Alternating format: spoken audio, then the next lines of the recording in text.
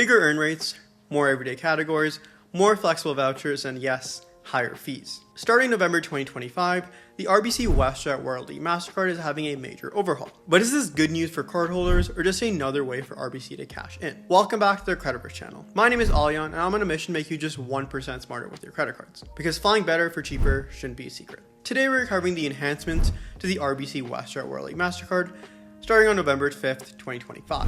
We're going to cover the new categories as well as the point structure, how to redeem your WestJet points and maximize them, the companion voucher changes, the increased annual fee, and finally, whether this card is really worth it for WestJet flyers. The biggest headline change is the annual fee, going from $119 per year up now to $139, starting of course on the 1st of January 2025. I think this change is being talked about a bit more than it perhaps should be, because I don't think the $20 delta is really something we haven't expected before. RBC are clearly positioning this card as a premium light card, and it puts it more in line with what we've seen across the rest of the market. For example, the TD Visa Infinite costs $139 itself. The new earn rates are where the enhancements to this card actually feel like an upgrade. Not only do you earn your 2 points per dollar on WestJet flights and WestJet vacations, you also earn it at grocery stores, gas stations, EV charging, streaming, and a couple of other categories. And the base earn rate still remains unchanged at 1.5 WestJet points per dollar spent, which is again pretty strong. I personally think this is a massive improvement, as expanding this to the everyday categories really puts it in contention with more cards within the space. Personally, I'm surprised it actually took so long,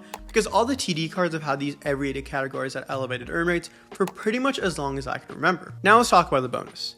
You earn 45,000 WestJet points when you spend $5,000 on the card in the first 3 months. If this feels really different to what it looked like a couple of months ago, don't worry, WestJet actually changed the rewards program pretty significantly in the last couple of months. Now every WestJet dollar is worth 100 WestJet points, and everything just basically gets multiplied by 100 across the board. 45,000 points is also not the highest we've ever seen on this card, with previous offers coming in at about the $700 mark, which would be about 70,000 points of value. Across the board though, I will say we have seen bonuses trending down, so it may not still be a really poor time to add the card to your rotation, especially if you have some WestJet flights coming up. So now, how do you actually use your points once you acquire them? WestJet keeps it super simple, and this is definitely by design. 100 WestJet points is just $1 off the base fare for every single WestJet flight, and there's no blackout dates and none of the other jazz. You can also now redeem on WestJet vacations as well as Sunwing vacations, as well as ancillaries as part of your ticket, including taxes and fees, seat selection, and baggage. Of course, you can also now use them on the newly launched eStore,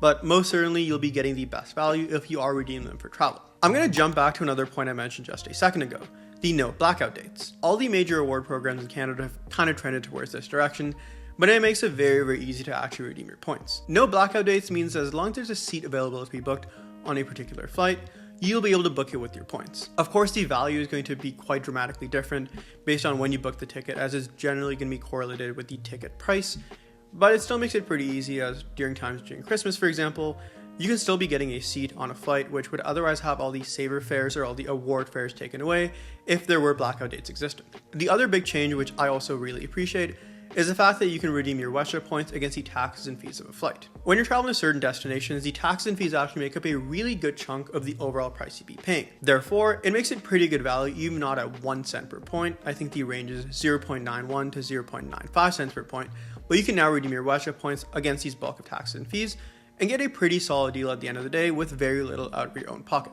If you haven't noticed, I'm a really big fan of this, as you can get an almost free trip out of it. You can of course do this with other loyalty programs as well, like Aeroplan, but the value is so much worse when you're redeeming for the taxes and fees that it often doesn't really make very much sense. With WestJet, you're losing maybe 5 or 10% value with your points if you are redeeming for taxes and fees, versus another program like Air Canada where it's more like 50 or 60%. Another big change came in the form of a rework for the companion voucher. And I think this is also where people are a little bit upset. And honestly, I think they're fair for a pretty valid reason. The standard feature of this card for as long as I can remember was the fact that you got a companion voucher as long as you got the card and held on and pay the annual fee every year. This meant you could take somebody with you on any trip, and they would just have to pay the base companion voucher ticket, which is I think like $99 or $100 or $399 depending on where you're traveling, and they'd just have to pay the taxes and fees. They don't have to pay any of the rest of the base fare. A lot of people use this when taking trips with their family, and I personally remember a lot of trips I've taken with my parents, where both my parents were card holders and then they gave myself and my brother the companion voucher. so you're able to get a really discounted trip, especially when you're traveling during busy seasons. Giving them a bit of a benefit of the doubt, I will start off with the good changes to the companion voucher. You now have a lot more flexibility on how you can redeem your voucher. Instead of using it as a companion voucher by itself, you can redeem it for 30% off the base fare for any WestJet ticket, which I think could be pretty valuable. One small asterisk here, you do have to be traveling in economy, but I think for the vast majority of redemptions, that shouldn't really be an issue. Another thing you can do is convert it to a $200 WestJet Vacations or Sunrun Vacations credit, which I think is another good way to extract some value, especially if you know you'll be booking a vacation through one of those two carriers. And lastly, you can also convert it to 2 airport lounge passes to lounges within the WestJet network. This is where I'm a little bit upset. There used to be 4 lounge passes just last year, and this is how I actually ended up redeeming my companion voucher in the previous year. I don't really know how to feel about this one. I think this is a pretty easy way to save some money and perhaps not crowd the lounge as much as it would be, and I'm not exactly the biggest fan. I will admit the only lounge worth really going to in the WestJet network of lounges is probably the WestJet Elevation Lounge in Calgary itself, and I had a really good experience there when I was traveling just a couple of weeks ago. The fact that I will only be able to use this twice next year if I do end up keeping the card might be the reason I actually end up canceling it, because I'm not often getting value out of the companion voucher in my own travels. That's because sometimes with the companion voucher, depending on when you're traveling, you may actually end up paying more with the companion voucher than less just because it's based off a fixed rate. That's because the base fare you're paying in Canada can often be quite low, and the rest of the charge is made up with taxes and fees, which you have to pay on top of the companion voucher itself. I really hope I mentioned this earlier, but if I haven't, the biggest rework was the fact that you now need to spend $5,000 on the card to get the companion voucher. You don't get it by just paying the annual fee. I honestly don't know how to feel about the changes to the companion voucher.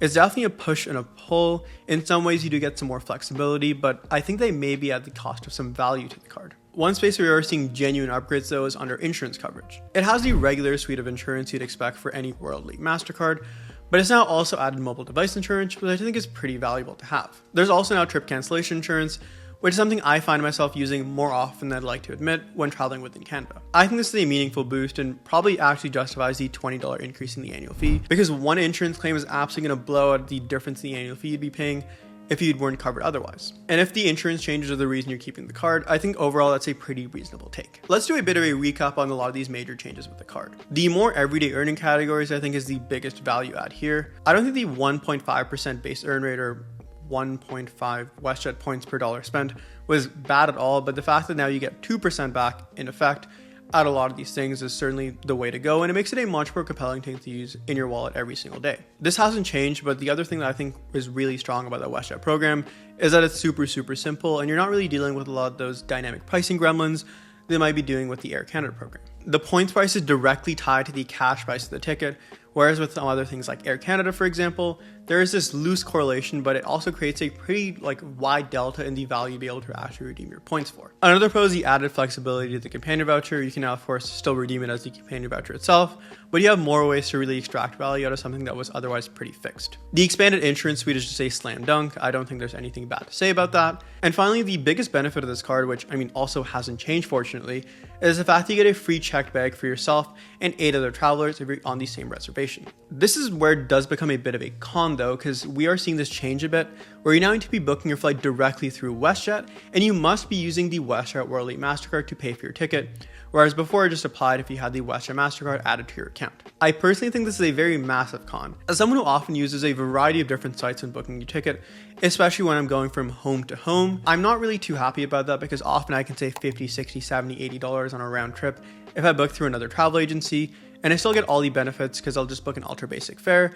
But since I have the WestJet card attached to my account, I can just get the value out of it there. The annual fee increase to $139 is also another con to really consider. I don't think it's completely unreasonable because it puts it in line with the other cards in the tier, but more fees is just never better. The companion voucher did gain some flexibility, but now you need to spend $5,000 to actually get it, which is certainly something you also want to consider as well. Again, I don't think it's too unreasonable, but will I be spending $5,000 for a more flexible but overall potentially worse companion voucher? I'm not entirely sure. Finally, the largest issue is that you're still WestJet locked. This is not a WestJet specific card problem because it applies to pretty much every single card that is within the airline network. You just can't really redeem your points outside the network, and with WestJet, your redemption options are also comparatively more limited if you are going to say compared to the Aeroplan cards, which you can redeem on Air Canada themselves or a bunch of their other Star Alliance partners. Basically, if you aren't flying WestJet specifically, you probably will not have a really good way to use your points. There's also a couple of other cards you can think about when you're really comparing here. One of them would be the TD or CIBC Aeroplan Visa Infinite cards. Those often have 40 or 50,000 point welcome bonuses worth about $1,000, have that $139 annual fee, and give you access to the Air Canada network.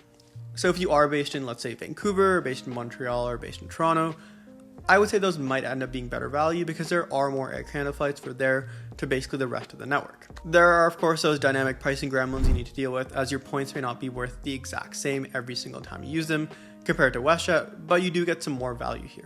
The rest of the perks are also the exact same as you would be getting on the WestJet card. The insurance is quite comparable. You do get that free check bag for yourself and other travel companions. And in this case, it doesn't apply to just if you use your card to book, it applies to pretty much any time you have the card attached to your account, which does give some more value here on the table as well. A comparison perhaps a bit out of left field would be another offer from RBC themselves, which would be the Avion Visa Infinite cards. These give you transferable Avion points, which you can transfer to actually WestJet themselves, or British Airways, Cathay Pacific, and American Airlines. There is no companion voucher here, but the bonus is often 55,000 points when you spend $5,000 in 3 months, and those points are worth about $1,100, and you can redeem them in a ton of different ways as well. It's probably a bit better value for those who are really chasing those international redemptions. If after watching this video, you've decided that you want to add this card to your wallet, we have attached a link to the card below directly. Using this link doesn't cost you anything extra, but it does help out the channel quite a lot, so we would really appreciate it. For perhaps a bit of a final verdict before we wrap things up, these changes are certainly a bit of a mixed bag, and I'm not entirely sure they're a net positive. For me personally, I think this card became worse value, as a lot of the benefits I used to get with it before, I'm not able to get in the exact same fashion. I personally don't think I'll be spending $5,000 on it every single year, as I have a host of other cards I'd much rather be contributing or spend towards. And the fact that I now need to use it when booking my WestJet flights to get that free check bag, and the fact that I need to actually book my flights to WestJet themselves is another thing that really acts as a lot of the value I got before. Those two things, paired with the fact that I'm now based on the East Coast, are probably the reason I'll be removing from my rotation, and putting that $139 annual fee towards something else that I think will bring better value. That being said though, I think if you're based on the West Coast, this card can be a really solid way to extract a lot of value. If you're going to be using it as your main card, and will easily hit that $5,000 to spend per year to get the companion voucher, and you'll be flying WestJet pretty frequently, I think this is a really fantastic card to have. If that sounds like you, I think this card has actually gotten a little bit better, and I wouldn't really hesitate adding it to your rotation. If you do fly WestJet often, and you book directly with WestJet themselves, the annual fee of this card is really easily eaten up by just one round trip if you book an ultra basic, just by saving on the check bag fee. At the end of the day, like pretty much every single other credit card out there, the value you'll be getting is so different to everybody else, and I think it's really important to do a lot of the research beforehand to see if it really makes sense for you. With that being said, I'm going to wrap up today's video. I feel like I've rambled for a bit too long. I'll see you guys next week. Take care.